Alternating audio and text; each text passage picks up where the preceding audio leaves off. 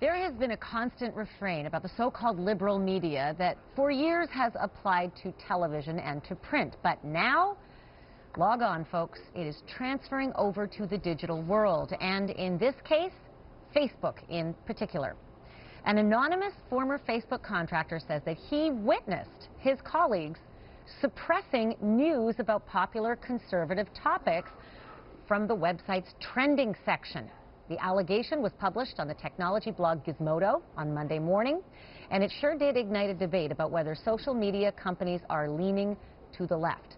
CNN senior media correspondent Brian Stelter, host of Reliable Sources, joining me live with this story. You've got a whole lot of sources inside Facebook, and you were not afraid to tap them to get their information and what, they had to say. A complicated story, right? Because there's no one alleging systemic or institutional bias by all of Facebook, right? From the top down, from Mark Zuckerberg down.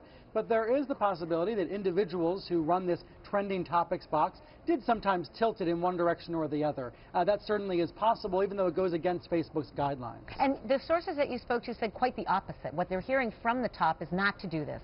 That's but they're right. not suggesting that individual people don't have hearts and souls that bleed themselves into their work. Exactly. Algorithms don't have hearts, but humans do. And so even though most of Facebook is run by computer algorithms, like your Facebook news feed, the stories that show up on there are determined by computer algorithms.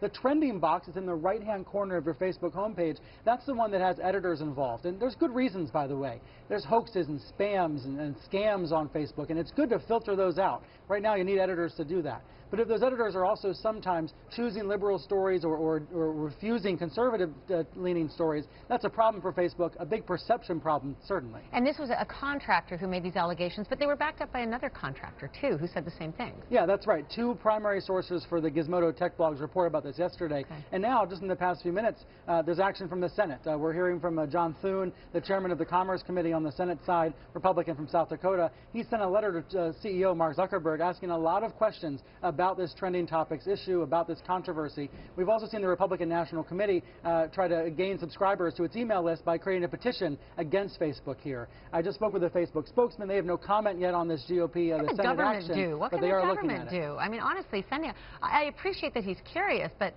that's a little uncomfortable, a government stepping on a private businessman's work. That's where this gets so interesting, because we're talking about Facebook in its role as a publisher.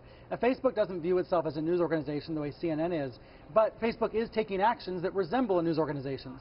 And that's why it's such a mystery, because people here at CNN and lots of other newsrooms, we don't know a lot about how Facebook works. It's kind of a black box. It's kind of opaque. And I think one of the outcomes of this story, this controversy, might be that we learn more about how the trending topic system works. But if Facebook is held to the kind of standards that a news organization is, do we want any government officials poking around, asking questions? That's where it gets really complicated.